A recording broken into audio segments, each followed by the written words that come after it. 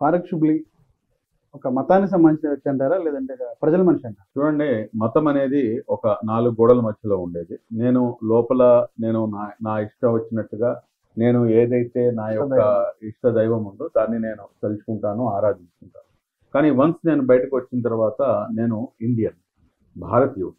లోపల ఉన్నంత వరకు నా యొక్క ఏదైతే ఆచార ఆహార వ్యవహారాలు ఉన్నాయో వాటిని నేను తుచా తప్పకుండా పాటిస్తాను, వాటిని నేను అమలు చేస్తాను. కానీ బయటకు వచ్చిన తర్వాత ఏదైతే లోపల ఉన్నప్పుడు నేను అమలు చేస్తున్నానో ఆ అమలు చేస్తున్నప్పుడే నా మతం నాకు నేర్పిస్తుంది ఏదైతే గడ్డపై నువ్వు నివసిస్తున్నావు, ఏ దేశంలో అయితే నువ్వు ఉన్నావు ఆ దేశాన్ని నువ్వు గౌరవించడం, అక్కడ ఉన్నటువంటి ఏదైతే చట్టాలు ఉన్నాయో ఆ చట్టాల పట్ల నువ్వు గౌరవంగా నడుచుకోవటం, వాటిని అమలు చేయాలి అని చెప్పేసి ఇక్కడ మన ఏదైతే దివ్య గ్రంథం పురాణం ఉందో అదే నాకు నేర్పిస్తుంది. కాబట్టి ఇక్కడ మీరు ఇది ముఖ్యమా అంటే ఇది ముఖ్యం అని చెప్పి నాకు ఇదే చెప్తుంది. కాబట్టి నేను రెండింటిని 2 కళ్ళతో నేను చూడాల్సినటువంటి పరిస్థితి ఉంటుంది. నేనైతే బయటకు వస్తే మటుకు ఒక భారతీయుడిని, నేను అందరి వాడిని, ప్రజల మనిషి, ప్రజల కోసం అన్ని విధాలుగా అన్ని సామాజిక వర్గాల కోసం సేవలు అందించాలని చెప్పేసి మా యొక్క తాపత్రయం.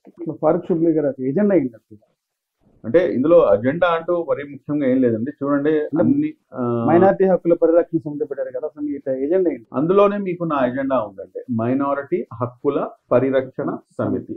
ఏదైతే మా యొక్క హక్కులు కాలరాయబడుతున్నాయో వాటిని పరిరక్షించడం కోసం ఈ సమితి, ఈ కూటమి అనేది ఏర్పాటు చేయడం జరిగింది. అదేంటంటే ఏం మీకు డ్యామేజ్ అవుతుందంటే కనుక ఈ రోజున మీరు చూసుకుంటే కనుక ఏదైతే మైనారిటీ సామాజిక వర్గం ఉందో ఆర్థికంగా, సామాజికంగా, విద్యాపరంగా, రాజకీయంగా అన్ని రంగాల్లో కూడాను బిగ్ క్వశ్చన్ మార్క్ గా తయారైంది. ఈ రోజున మీరు చూసుకుంటే కనుక రాష్ట్రంలో దాదాపు ఎంత లేదన్నా కానీ 12% మా యొక్క జనాభా ఉంది.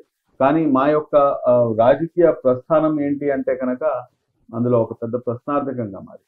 ఇదంతా ఒక ఎత్తు అయితే కనుక విద్యాపరంగా ఈ రోజున మీరు వెళ్తే కనుక ప్రతి చిన్న సైకిల్ మెకానిక్ గా తీసుకోండి, లేకపోతే బైక్ మెకానిక్ తీసుకోండి, లేకపోతే వీటన్నిటిలో కూడాను అగ్రభాగం సింహభాగంలో ముస్లిం సోదరులే ఉంటున్నారు. అదే విధంగా సామాజికంగా అనేక విధాలుగా ఈ రోజున కూడాను ఏ రకంగా అయితే ఎస్సీలు మా దళిత సోదరుల్ని ఏ రకంగా అయితే అక్కడక్కడ వివక్షకు గురవుతున్నారు, అదే విధంగా ఈ రోజున కూడాను కొంతమంది ముస్లిం సోదరులు వివక్షకి గురవుతున్నారు. అదే విధంగా మీరు చూసుకుంటే కనుక వారికి రావాల్సినటువంటి హక్కులు ఏదైతే ఉన్నాయో, ఏదైతే మన ప్రభుత్వ ఆ హక్కులు కూడాను సరిగ్గా రానటువంటి పరిస్థితి.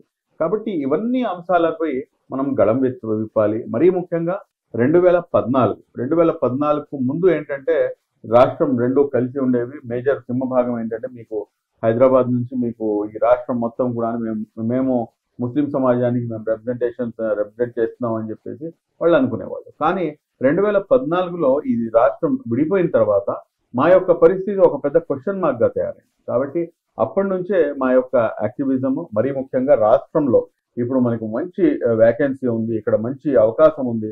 కాబట్టి మా యొక్క హక్కుల సాధన కోసం మనం ముందుకు కదలాలి, మనం నడుము బిగించాలి అని చెప్పేసి అనుకున్నాం. అట్లీస్ట్ ఫార్ బెటర్ ఈ రోజున 2024 సంవత్సరం 10 సంవత్సరాల కాలంలో మనం పడిన కష్టానికి ఈ రోజున మన సమాజంలోనే కాకుండా రాష్ట్ర వ్యాప్తంగా కూడాను ఒక మంచి గుర్తింపు లభించిందని చెప్పి నేను భావిస్తాను. ఇప్పుడు రాష్ట్రంలో ఉన్నటువంటి ముస్లిం మైనారిటీస్ అంతా కూడా మా వైపే ఉన్నారని చెప్పి జగన్మోహన్ రెడ్డి చెప్తారు. నిజంగా ముస్లిం ఓట్ బ్యాంక్ అంతా వైసీపీకి ఉందంటారు? దానికి సూటిగా స్పష్టమైన సమాధానం ఏంటంటే 164 స్థానాలు ఈ రోజున మొత్తం 175 నియోజకవర్గాల్లో కనుక మీరు చూసుకుంటే కనుక ముస్లిం ప్రాబల్యం ఉన్నటువంటి స్థానాలు రాయలసీమ, అదేవిధంగా మనకి గుంటూరు, కృష్ణా, దాని తర్వాత నెల్లూరు, ఈ 8 జిల్లాల్లో అయితే మటుకు మీకు బాగా ప్రాబల్యం ఉన్నటువంటి ప్రాంతాలు.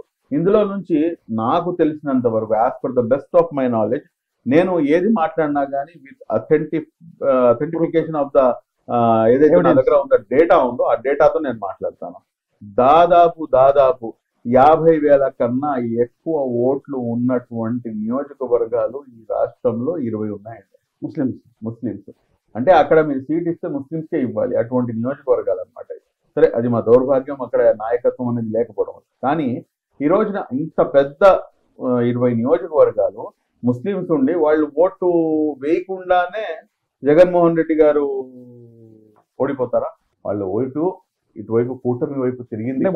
గత 5 ఏళ్ళలో మీరు చాలా అగ్రభాగం తీసుకొచ్చాము రాజకీయంగా. ఏం తీసుకొచ్చారండి?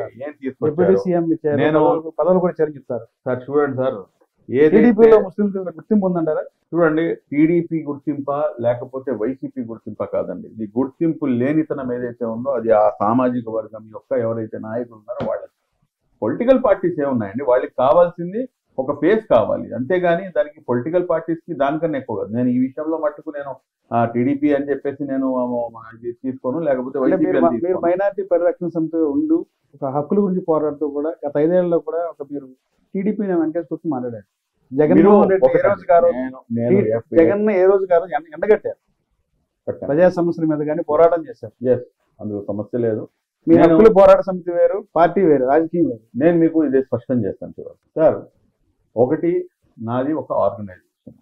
నేను ఒక ఆర్గనైజేషన్ రన్ చేసేటప్పుడు ఏదైతే ఈ రాజ్యాంగ వ్యవస్థ ఉందో ఈ వ్యవస్థలో ఓటు అనేది ఒక అల్టిమేట్ ఆయుధం.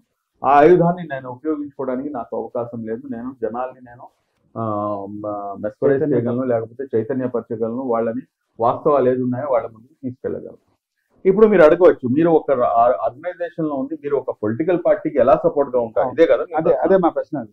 సార్, రాజ్యాంగం నాకు హక్కు ఇచ్చిందండి, నాకు ఆ హక్కు ఉంది.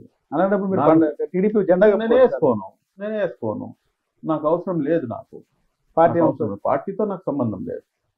I'm not in the Telugu Desam పార్టీలో నాకు ప్రాథమిక సభ్యత్వం కూడా లేదు. ప్రాథమిక సభ్యత్వం ఉంటేనే మీరు మాట్లాడాలంటే కనుక నాకు తెలిసి ఈ రోజున పొలిటికల్ పార్టీ